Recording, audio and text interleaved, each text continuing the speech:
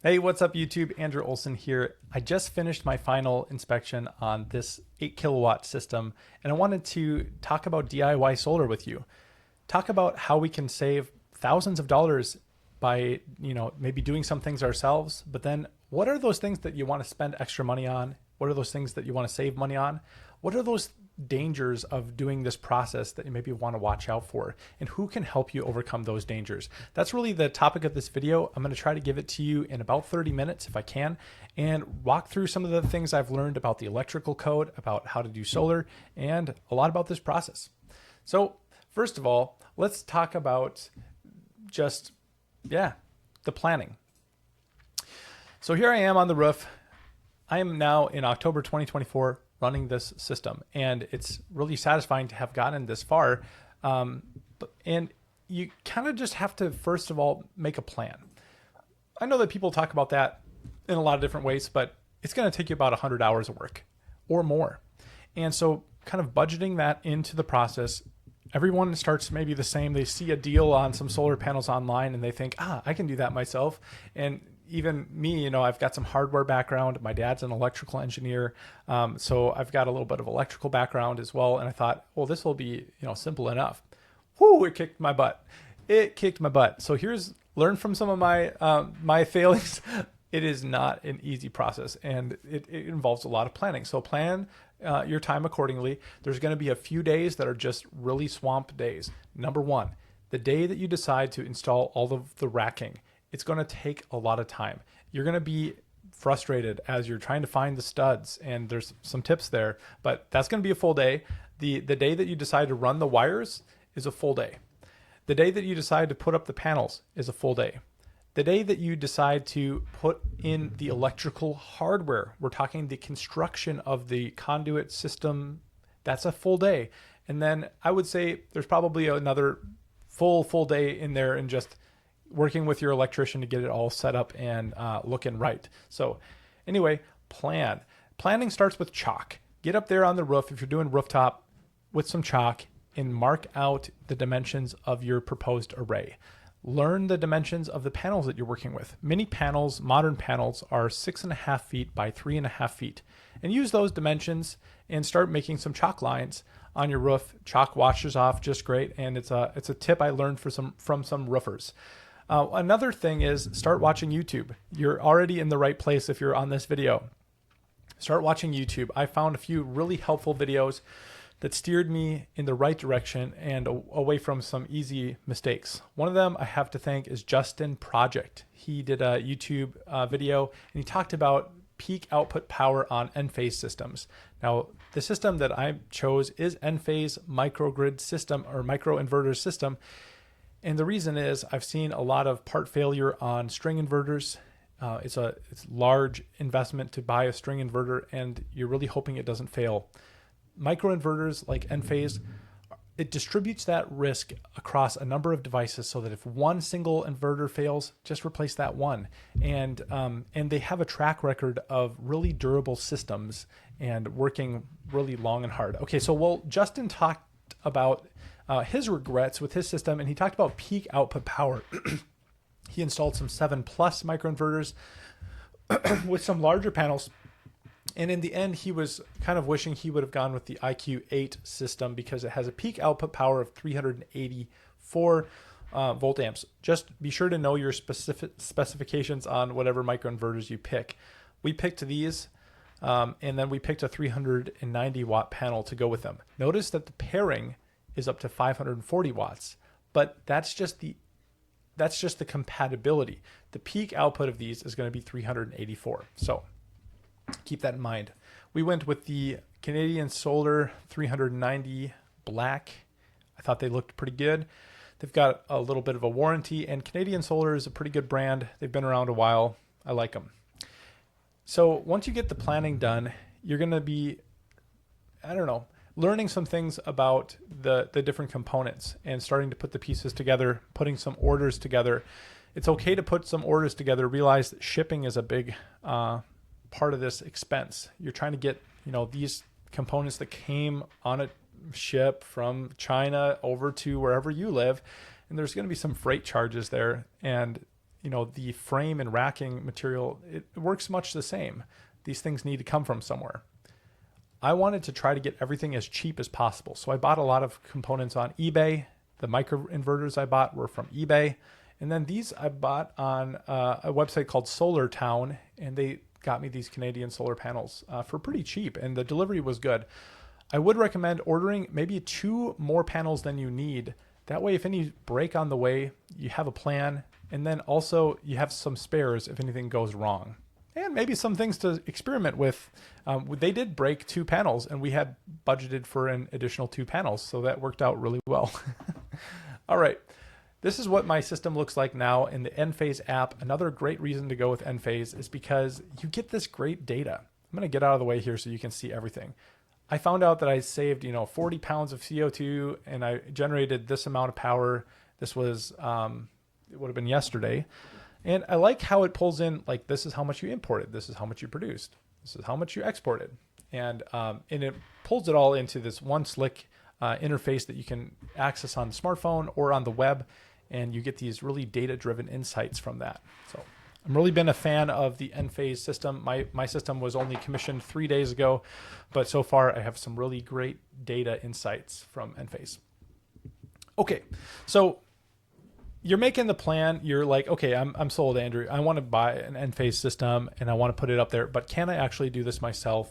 And the answer is yes. Just know what to be afraid of, what not to be afraid of, and who you need to get help from so that you stay working in the right direction. So this is my rooftop, and this is what it looked like after I had my Iq8H microinverters installed and some ground wire. Now the ground wire, get to know the grounding requirements of your area. In my area, the array is required to be grounded, but the microinverters have internal grounding. They have both AFC and GFC internal to the Enphase microinverters. It's really crazy. It's a special class of product that they've developed, and it has many of these systems that they don't have to be externally grounded per se. They also have a rapid shutdown feature that I'm really thrilled about, and AC delivery to the inverter is just a brilliant idea anyway. But this is how we accomplished this on our rooftop here that we were working on. So we have some expansion fittings. Anytime you're running more than 50 feet of rigid, you need an expansion coupling. Thank you, DIY Solar on Facebook, for pointing that out to me. And so you put one in there. You can see the ground. You can see the clips. Oh yes, you must get to know the clips. You can't have wires touching the roof, so you need to clip up the additional IQ cable. If you have PV wires, so your solar panel wires that are hooking in there, you're going to need to secure those to the side of the solar panel with some wire ties. I learned from another YouTuber named Jay the Turbine Guy. He actually came out to this location. He recommended these sort of industrial grade wire clamps that you can use here. I'm going to tell you a little more about why I went with rigid PVC over flex tubing. So flex tubing is really popular out there as well. I like the durability and UV resistance of Schedule 40 PVC. Now, might get a little bit of hate for that, but there's a reason why. This is all going to be solar someday. We're kind of doing a 2-phase installation here, but the rigid just gives a lot of structural integrity to it. And I like how, interconnecting all of the parts are, and it makes for really a gentle install process, but also like really a lot of durability once you get it done. And so anyway, I'll tell you more about that here in a little bit. Here's a close-up of that expansion coupling, what that looks like next to this LB. And yeah, it kind of allows for the thermal expansion that is inherent to rooftop solar. Let's take a look now at the meter socket.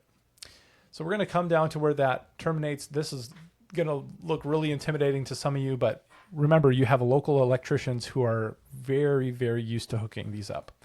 Now, notably, notice this little label here, solar PV side, for this meter socket, which is an Eaton 200 amp outdoor meter socket. The solar comes in at the top, and the utility side is going through on the bottom. Notice also this is called bonding every metal electrical box in your system needs to be bonded and or grounded. And so that's something that you're going to need to consider. So this ground conductor comes in from the house, bonds here, and then this goes along a chain to the other boxes as well. So anyway, things to get to know. This little handle here, this bypasses the meter. So when this is in the upright position, this connects, and it acts like a disconnect until you get your meter installed. All right, this is the inside of the IQ combiner box. Now, all of these electrical things I'm talking about because this is kind of the part that I was most nervous about. Like, as a DIYer, could I really install these components myself? And what I found is that they were very user-friendly. So this IQ combiner box has very detailed instructions, and not only here on the unit itself, but a very nice instruction manual. Here installed are 3 20 amp tandem breakers. Each one of your solar branch circuits is going to have 2 wires coming out. It's going to have an L1 and an L2. And so those terminate here on the bus bar, and this is where you turn those on and off. Well, actually, you turn them on and off at the disconnect, but it's another disconnect. There's a Ethernet cable coming in here, as well as a neutral coming from your house and a ground coming from your house. Here on the bus bar is where you terminate your main L1 and L2. So we're going to talk about that a little bit more in a little bit. But the nice thing about the IQ combiner is that it has one of these Envoy systems built in. The Envoy gives you the huge benefit of being able to track your house's consumption. And it does that through these things called consumption CTs. I'm going to pull up a picture of a consumption CT so that you know what I'm talking about. It looks like this. This is a consumption CT. Now, these little clamps open up and they clamp around your house's, your main service panel, which you're probably installing this pretty close to. This hooks around your main wires that come into your house. I'll see if I can get another picture of this so you can see a little more closely what I'm talking about. Inside your main service panel, though, you have these main wires coming in, and they probably look something like this. These CTs hook up here, and they give you this data about how much power is coming into your house. That hooks in via this blue and white cable into the side of the IQ combiner. But it also has a production CT that measures the incoming solar. So while this does look fairly complicated, the instructions made it very simple, and we color-coded things using electrical tape. Now here on the side comes in the solar, and it goes into these 3 branch circuits.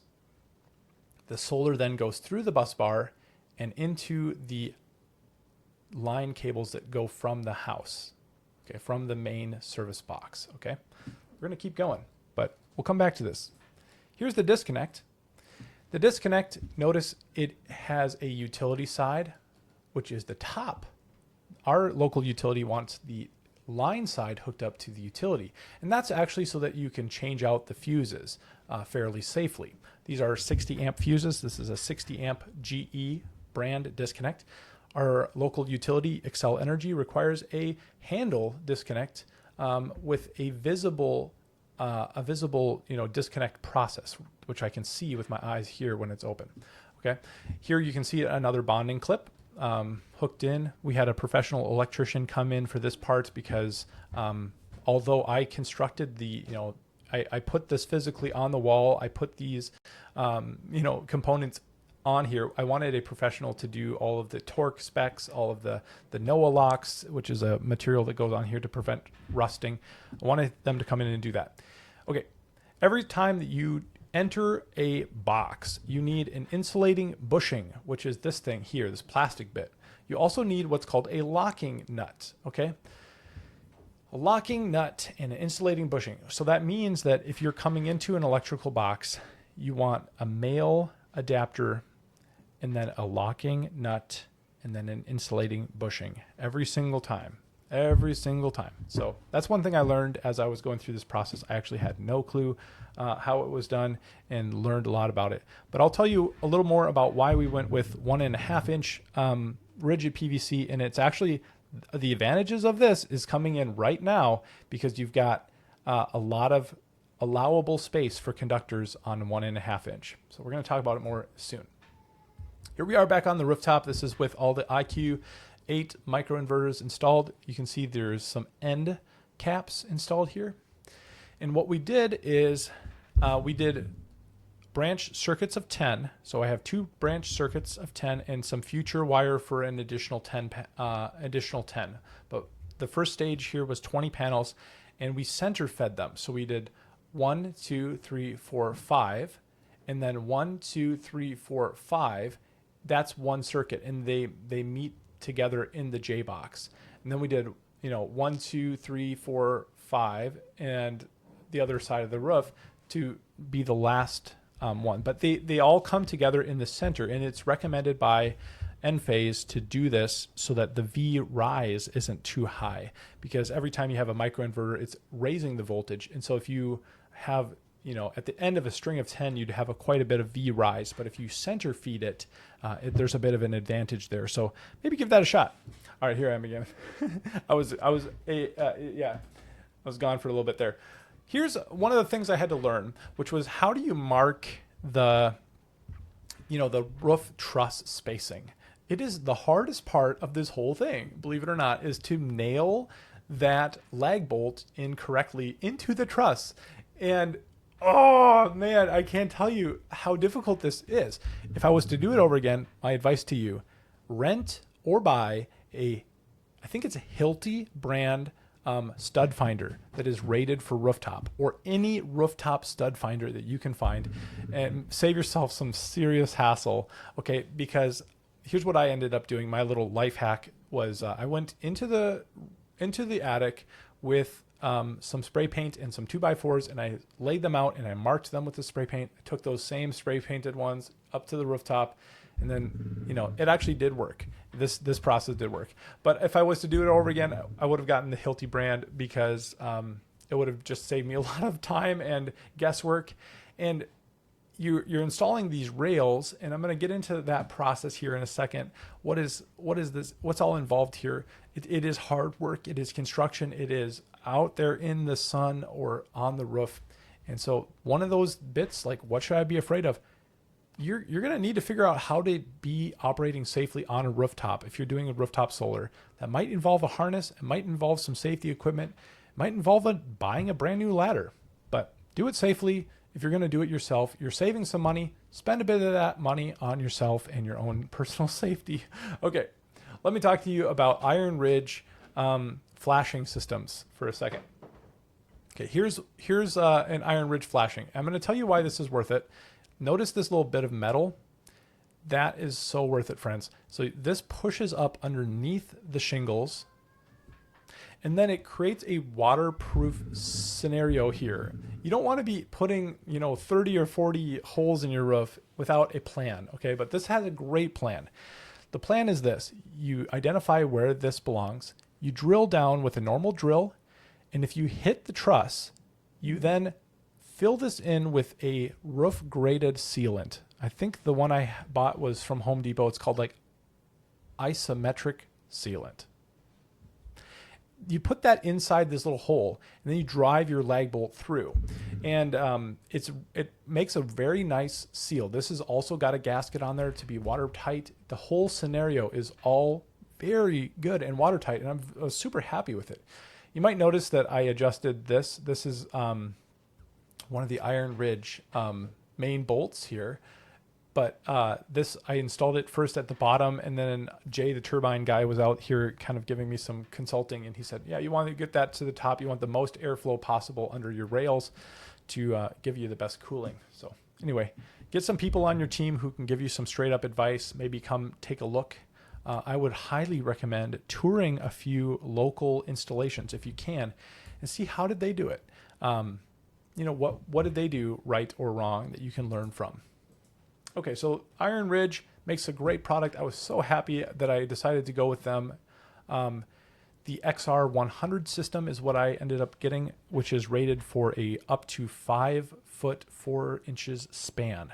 So you're going to need one of these at a minimum for your, depending on where you live and the roof conditions required and the snow conditions, probably every 5 feet 4 inches, or at, you know, between 4 and 5 feet that way. So yeah, you're going to do it. You're going to do it just great. You're going to do great.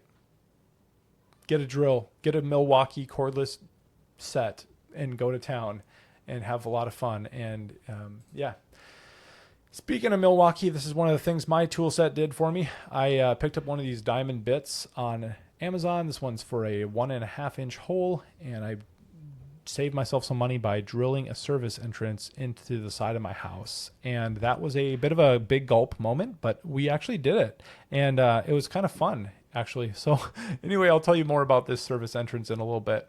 But that was something I decided to try myself. I'm glad I did. It did work well. I think the bit was something like maybe $70, but having this part hired would have been easily $1,000 in my area. So here's a breakdown of all of the things I saved money on. Drilling through the concrete wall was about $1,000 savings. Installation of my own racking, I quoted that at about $2,500. I found a discount structural engineer. If you do rooftop solar, you're going to need to have a structural engineer evaluate your truss system. Now, the local option was $800. I found somebody online I could send photos and measurements to that did it for me for $300, so I saved $500 there. I installed my own electrical hardware at a cost of approximately $2,500. I processed my own application with Excel Energy, so the application's a pretty long one. And there are people who are willing to do it for you. Probably it's gonna cost you a bit of money. If you do it yourself, just be prepared for the lots of back and forth and lots of revisions and lots of time. Speaking of drawings, I did my own drawings and saved a bit of money there. When I quoted this out to get the drawings done, it would have been about $500. So these are the things you can save money on. This is what I saved money on, and I think I saved about $8,000 here when it was all said and done. So I'm really happy with the things I chose to do. They were all things I was capable of. When it came to the actual installation of the electrical, I did pay an electrician to do that. I'll tell you more about that in a little bit. This is what the system looked like before we did anything to it. And this is what the system looked like after. So you might notice that there's a few things there that we had to be adjusted. One thing I was recommended not to touch was the existing service delivery. This is really expensive to replace. If you want to upgrade this service delivery, you're looking at more than $10,000. So that would have been expensive. Now you may notice the saver switch is in the way. We moved that off to the right-hand side, and that was for the air conditioning that's nearby to here. But this service delivery moved over here, and then everything else basically installed here. I put some, green treat lumber against this concrete, and tacked that down, and then I installed all the hardware on top of that lumber. So this is what it looked like when we're finished. You can see that there is an additional junction box here. We had a shed with its own conduit that was coming out of the bottom of this. And so that along with the solar went in through the new service entrance to land inside the inside the interior service panel. Okay, my mind is going like 100 miles an hour. I got to realize some of the people are just watching this all for the first time. There's stickers, guys. Stickers. You need to buy the right stickers. Go to pvlabels.com. Get yourself some good old stickers. Okay. Now, another point of interest about this setup is that we did 1.5 inch rigid PVC. Here's where that comes to really impact the quality of this system. I want to take you now to a short video that talks about this a little bit more in depth and kind of shows you some of the advantages of this vertical mounting scenario that we have going on here. All right, so here I'm going to play this for you. That you may not have seen before, and I'm excited to show you it. First up, the IQ Combiner 4. We have up to 65 amps on one of these, but we've split it up between 3 20 amp branch circuits. And you've got your Envoy on the right. Behind this panel is all the connections. Be sure to connect in your production and consumption CTs correctly. So on the side here, we use some conduit bodies, which is like it's like an LB, but it's got 3 sides, and we use the 1.5 inch because there's so much extra room for conductors inside there. In fact, in this one hole, I can run the 3 branch circuits as well as the feed from the grid right here into here, and it all fits within the specifications for conduit fill right there. All right, down here we got the GE disc. All right, I just want to make a brief comment about conduit fill, because this is something I didn't know until I got into this process, but there is national requirements for how much wire you can put into a conduit. The reason we chose 1.5 inch is because when I looked at the chart, I noticed that you can fit up to 10 4AWG conductors inside a 1.5 inch conduit. Or if you're using number 10, so 10 AWG, you can put up to 39 conductors. So this has more than ample space for all of not only my solar, but also all of these utility grade connections that are coming in and out of the system. So I just wanted to make you aware of this. Familiarize yourself before you choose a size, because there's different allowed numbers of conductors depending on the size and the material that you choose to go with. So this is why we went with a rigid PVC and 1.5 inch. It all comes to play right here. Disconnect, again, another, conduit body supplying in through the side. So in there we've got some 4 AWG cable going in and out. Maybe I'll splice in a little graphic so that you can see. Down here we got a meter housing. This is an Eaton 200 amp XCH meter socket. And again, we used an LB 1.5 inch to bring in the power there. Actually gonna be running that through. So here's what that looks like on the inside. And then it goes into this little extra special box right here. We had a shed that is also finding its power input here. But okay, I'm actually going to stop this video here, but you've seen what I wanted you to see out of it, which is that there is a necessary amount of wires going to and from these panels, and you have to find a way to use it, within the guidelines of the National Electric Code. All right, so tour a few facilities nearby you and get to know what you like and what you don't like. Here's a facility I looked at nearby where I live, and I noticed this was very poor craftsmanship. Some of these did not even terminate properly into the required boxes here, and yet some of them did. And so it's like, what happened here? What kind of deal is going on with these? And yeah, get to know what's required, and so that you do it right, and maybe make a plan for doing it right. So this is what our system looked like in the end.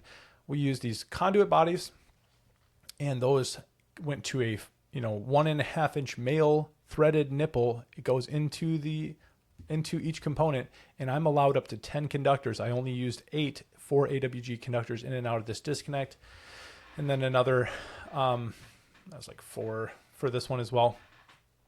This one had the most, so it has 6 conductors coming from the rooftop, and then it has 4 AWG conductors coming out the bottom. So anyway, that was like a learning curve to design one of these in a one-line diagram. If you're planning to do your own, you're going to need to learn what is a one-line diagram, how do I make one, what does it need to have on it, and then you're going to be putting these component specifics onto that one-line diagram. When a solar company charges thousands of dollars, they're pricing in the price of the drawings and the price of the engineering and the back and forth with the engineers and the price of installation and hiring the electrician, paying for the electrical permit for inspection. All of those things are priced in at the higher cost. One little tiny tidbit thing I learned, I'm going to go into some details on some tips.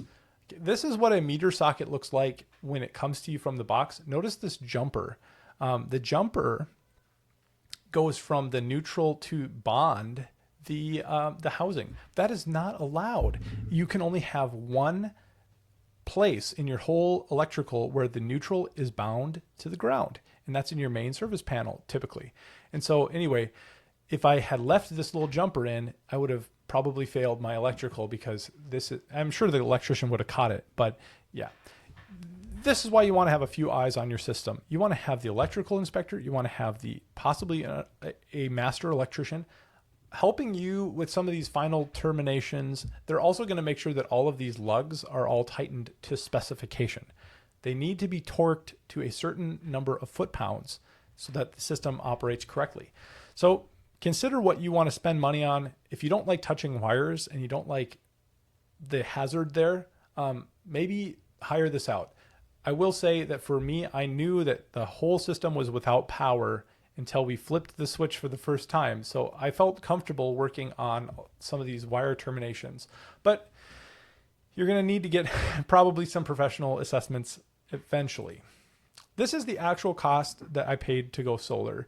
And when I priced this out, I was not expecting, when I first bought the panels, that I would spend thousands of dollars on compliance. It's true. Compliance is very expensive. Now, this is an 8 kilowatt system, so the price per watt installed, certified, inspected is $1.80 per watt. So that's how much I paid. There's some federal incentives that we're going to talk about here in a second. This is the actual cost, okay? So in compliance fees alone, I estimate about 1/5 or 20% of all of my cost is in regulatory compliance. That means paying permits, paying for, engineering, paying for inspections, paying for the right person to come out and make those connections, about 20%. I would say the inverters, here I paid $4,200 for inverters, and my cost was, $14K. So 30% of my total was in just the inverters. Panels was 3,146 shipped to my house. And then, so, I mean, that's a big chunk. Let's see what that is. That's 22% of the total cost is panels. So if you got a steal of a deal on panels, realize that's 22% of the total cost you might pay. I feel like I was pretty careful with where I bought things, how I bought things. Wire is a big part. We're buying wire, just like straight up. I bought some 10 AWG and 4 AWG wire. Disconnects, the boxes themselves, combiner box, the disconnect, the conduits, those are expensive. The square bolts. So IronRidge sells these things called square bolts. Those are the ones that go up to hook into the rail. And then they sell these things called UFO bolts. Those are the things that hold down the panels. Okay. And then they sell these things called, microinverter kits. And I don't know where that is on here, but it's like the thing that attaches the rail to the thing, to the microinverters. Okay. I'm speaking from the heart, guys. I mean, I've been through a lot. I'm trying to condense it for you. $14,000 of money is a lot, but I will tell you that when I ran the math on this, it is better to buy solar than for me to pay down my mortgage faster. Here's the math that I ran. Okay. So we generate $2,000 of power per year. We paid $14,700 on the system. I have a killer local incentive. My local city, they're paying $2,000 to me as a cash grant for doing solar. That's a crazy good local incentive, but they also charged me a lot of money in permits. So I feel like it's more of a wash for them. Okay. $4,100 in federal incentives means the total system cost was $8,500. That's means that this system will ROI at about 4 years. So when I ran the math, I was like, for every $1,000 of solar I put in, let's see. So one second. So for every $1,000 of solar I put in, I was generating back a fraction of this $2,000 per year. I can't remember exactly, but when I calculated it, it was like for every $1,000 I put into my mortgage, I saved $30 a year. For every $1,000 I put into solar, I was saving more than $50, $60 per year on power. So do the math, check it out yourself. For me, it made sense to instead of putting the money into mortgage, put it into solar. And I'm really happy that I've got this system. you want to get something you're going to be happy with. When it comes to the question of do you want to DIY it, assess your own capability and decide if it's something you want to get involved in based on your skills. If you're willing to learn the disciplines that you lack, you could do this for fairly cheap. I think when I was getting my system quoted, the cheapest quote I had was $26,000 with me supplying the panels. So about $30,000. That was the cheapest. And I had quotes, even up to $40,000 for the full system, and I paid 14. Okay. So a big savings. I mean, $26,000 compared to the middle quote. I'm really happy that I did it myself. I'm really happy that I hired a master electrician to help me with the electrical permit. I'm really happy that I went with IronRidge rails. This is not a sponsored thing by them at all, but I mean, they just made a really quality thing. I'm happy that I went with Enphase. I sleep really well at night knowing that none of this power goes into my house. This is all external to my house. This rigid PVC conduit, it maybe looks a little weird to have it running along the roof line, but it does not go into my house. I sleep so well at night knowing it's not DC power, it's AC power that has breakers and fuses, and it's really cool. I'm really happy with how it turned out.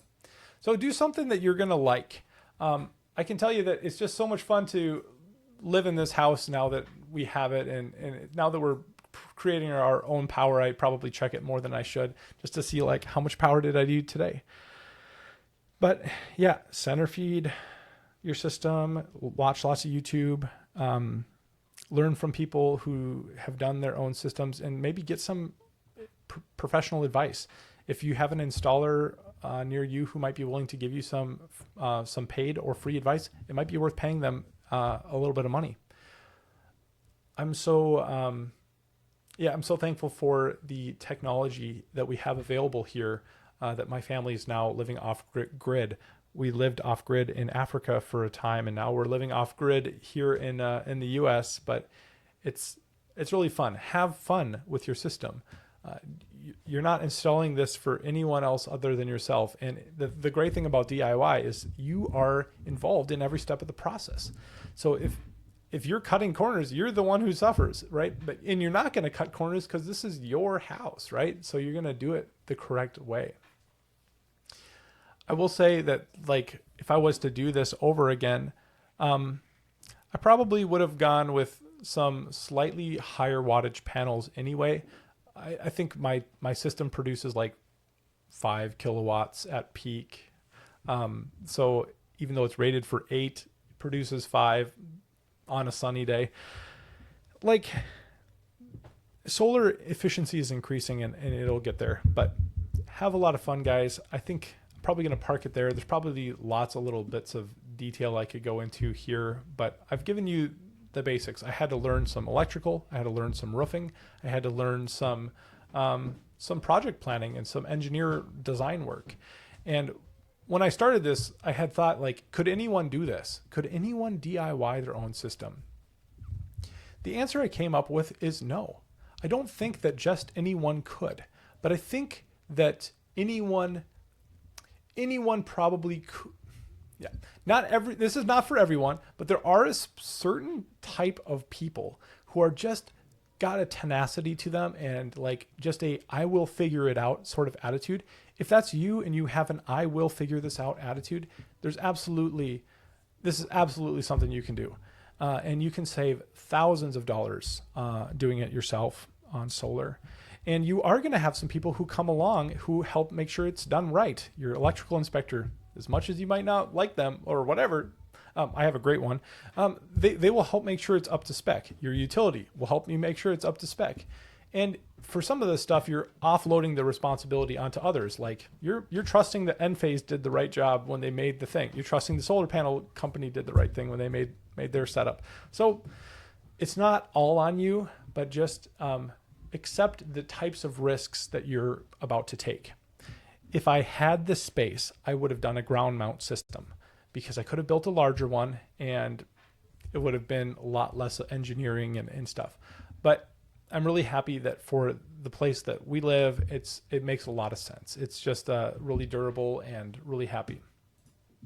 All right, one last little bit I just remembered I wanted to show was a little slice of this video right here. Okay, so at the beginning of this video, I talk about the south face, and right here, sometimes you're gonna have to bridge. Like this is the one place I did use flex conduit. It was I bridged the south face to the east face, and our local jurisdiction requires wood planking, and I used this metal planking instead and zip tied it down. That's what's required in our area. It's weird. And then last is this LB. It's probably the most humble part of our whole install. Probably the part that most people would disagree with online, and haters are probably going to come for this part. But this, I'm really happy with it. There was a good, this is going to keep this really sturdy for a long time, and it doesn't enter my house, importantly, and it's rigid PVC. And anyway, happy days. So design a system that you're going to be happy with, that you feel comfortable showing to others, and that you have ownership about. And however you decide to do it is going to be the way that it is. And there's so many ways to do solar. I was so happy that the representative from Excel, when he left my house, he said, you know, I've seen many different contractors do a lot worse job than this. This is really a lot better than many other contractors. And I felt a lot of satisfaction knowing that I had been involved in the whole process, start to finish, and came out with something that is going to last for a long time. So wherever you go in your solar journey, God bless. And maybe leave me a comment if you have a question. I do generally recommend this Facebook group. It's called DIY Solar. Get in there. Get in there. It's a great Facebook group where you can ask your questions, and I've had a lot of good help coming from DIY Solar group. People are lovely people. People are helpful. People are great. So anyway, take care. God bless. We'll see you around.